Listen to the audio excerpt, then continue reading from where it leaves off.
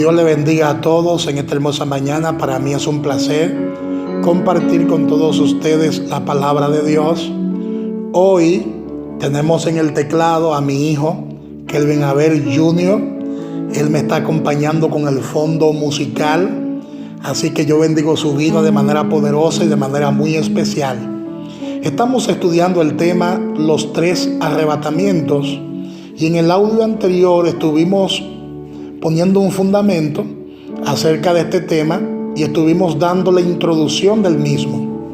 Y hoy vamos a analizar el primer arrebatamiento de 3 arrebatamientos. Vamos a hablar del primer arrebatamiento que menciona la Biblia, y es el arrebatamiento de los santos del Antiguo Testamento. Y para ello vamos a estudiar lo que la palabra plantea en la primera carta del apóstol Pablo a los Corintios, en su capítulo 15, versículo 20 y subsiguiente.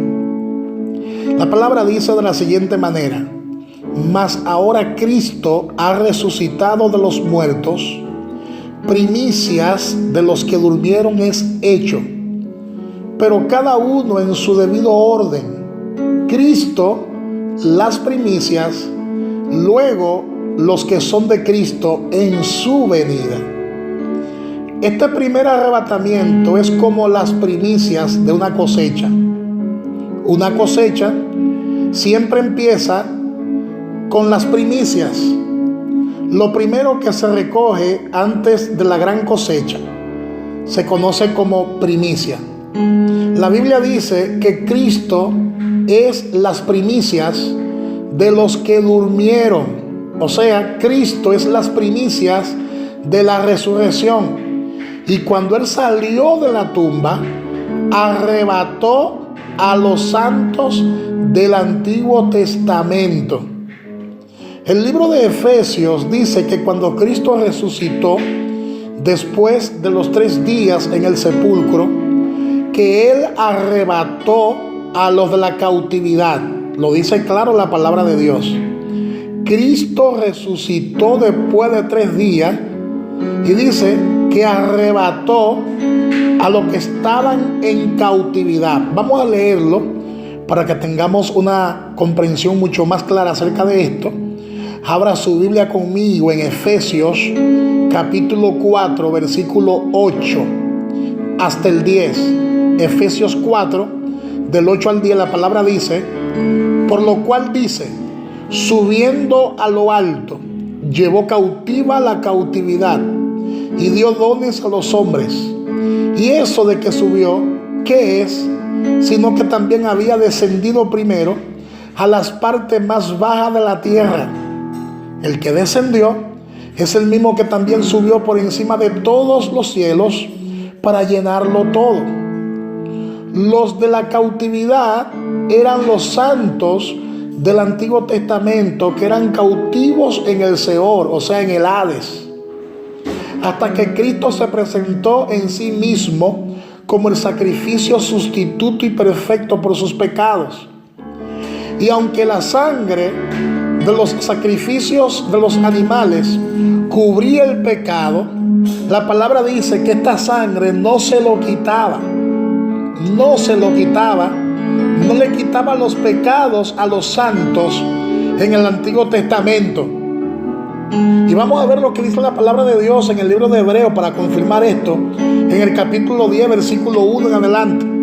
La palabra dice: porque la ley, teniendo la sombra de los bienes venideros, no la imagen misma de las cosas, nunca puede, por los mismos sacrificios que se ofrecen continuamente cada año, hacer perfectos a los que se acercan.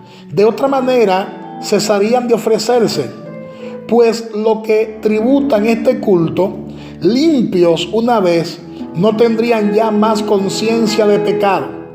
Pero en estos sacrificios cada año se hace memoria de los pecados, porque la sangre de los toros y de los machos cabríos no puede quitar los pecados. Por eso fue necesario que Jesucristo se presentara ante ellos en el mismo Hades, en el mismo Seol, o sea, en el mismo infierno, y le muestre a ellos el sacrificio que Él tuvo que operar a favor de ellos en la cruz del Calvario, ya que solo la sangre de Cristo pudo lavarle de todos sus pecados, y por eso el Señor lo dejó libres a ellos. Solamente la sangre de Cristo puede hacernos libres. Solamente la sangre de Cristo puede justificarnos y puede justificarlo a ellos para estar en la presencia de Dios. Así que una vez que Cristo se sacrificó, los santos de antes de su resurrección pudieron salir libres de su cautividad e ir al tercer cielo para estar en la misma presencia de Dios, para estar en un lugar conocido como el paraíso. Ahora bien, mira lo que dice Hebreos capítulo 9, versículos 11 y 12. Pero estando ya presente Cristo, sumo sacerdote de los bienes venideros, por el más amplio y el más perfecto tabernáculo, no hecho de mano, es decir, no de esta creación, y no por sangre de machos cabríos ni de becerros, sino por su propia sangre, entró una vez y para siempre en el lugar santísimo, habiendo obtenido eterna redención. De manera que los que murieron antes de la resurrección de Cristo, entonces se fueron a un lugar que la Biblia llama el Seor en el hebreo, el Antiguo Testamento, y el Hades en griego, que es el Nuevo Testamento. Pero ambas palabras se refieren a lo mismo. Está hablando aquí del infierno. Entonces, aquellos que murieron antes de que Cristo resucitara fueron a parar a ese lugar llamado el Seor en el hebreo y Hades en el griego. Y de ahí fue que Cristo arrebató a los santos del Antiguo Testamento. Mira lo que dice Salmo 16:10. Porque no dejará mi alma en el Seor, ni permitirás que tu santo vea corrupción. Y este es un salmo que habla acerca del Mesías. Es un salmo mesiánico. Cristo tuvo que descender al mismo Seol para liberar a los que estaban cautivos ahí en el Seol. Y ese es el primer arrebatamiento que la Biblia menciona. Los santos, como David, en el Salmo 16:10, se fueron al Seol, pero tenían la esperanza de salir de allí un día, como lo podemos observar en las palabras de David en este versículo. Pedro citó estos mismos versículos en el Nuevo Testamento durante su famoso discurso el día del Pentecostés. En Hechos capítulo 2, versículo 27, Pedro dice: porque no dejará mi alma en el Hades, ni permitirás que tu santo vea corrupción. Puesto que el Nuevo Testamento se escribió en griego, se usa la palabra Hades en vez de Seol, que viene del hebreo, para referirse a este lugar de los muertos. Es el mismo lugar, solo que hay una diferencia de idiomas.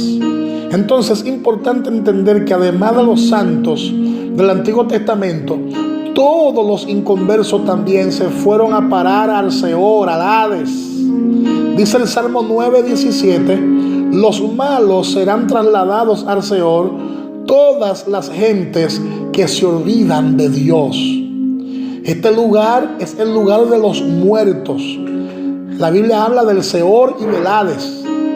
Tiene dos comportamientos separados por una gran cima, como un gran pozo.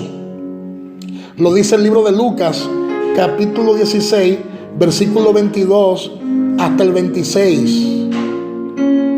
Lucas 16, del 22 al 26. La palabra dice: aconteció que murió el mendigo y fue llevado por los ángeles al seno de Abraham. Y murió también el rico y fue sepultado.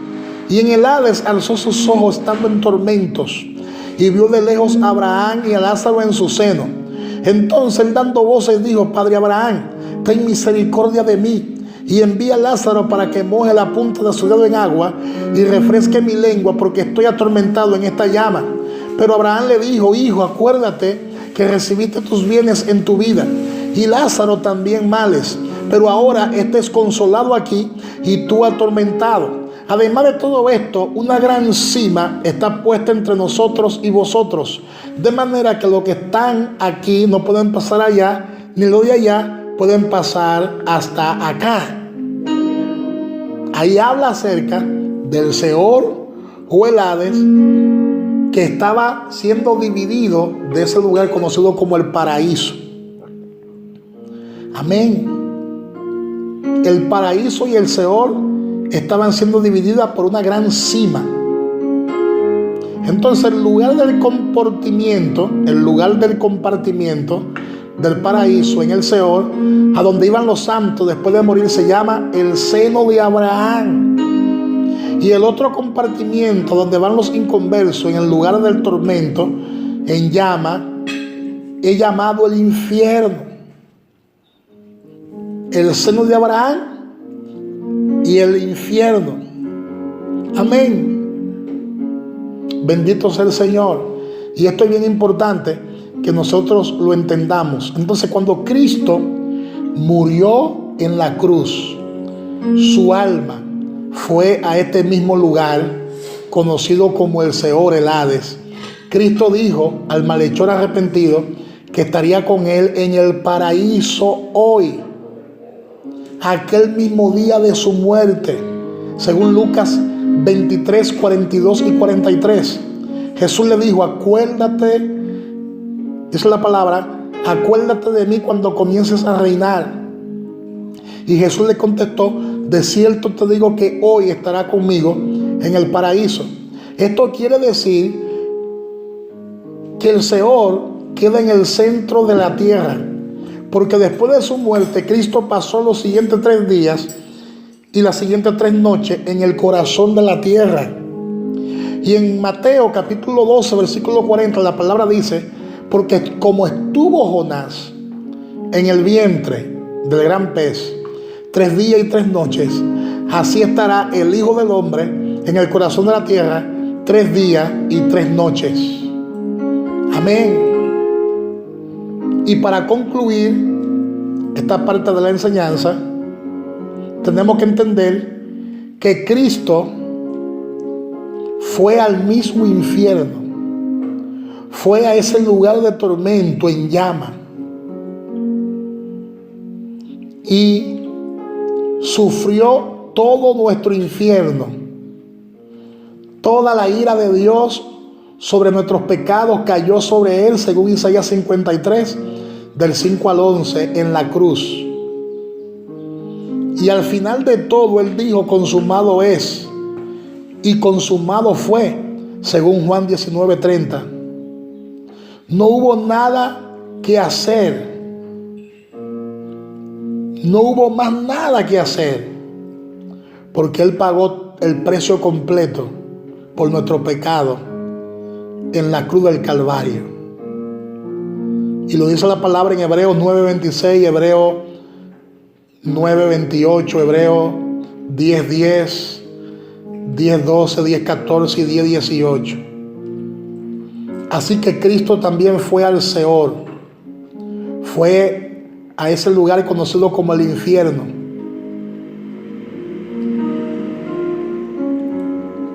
y sacar de ese lugar y elevarlo a otro lugar, a los santos que se encontraban en el paraíso. Porque hemos dicho que el paraíso, que era el seno de Abraham, se encontraba específicamente en el mismo centro de la tierra donde también estaba el infierno, y hubo una traslación, que es lo que se conoce teológicamente como el primer arrebatamiento. Entonces, cuando Jesús estaba allá en el seno de Abraham, él predicó encima de la gran cima y anunció su victoria completa a los espíritus demoníacos, a los demonios,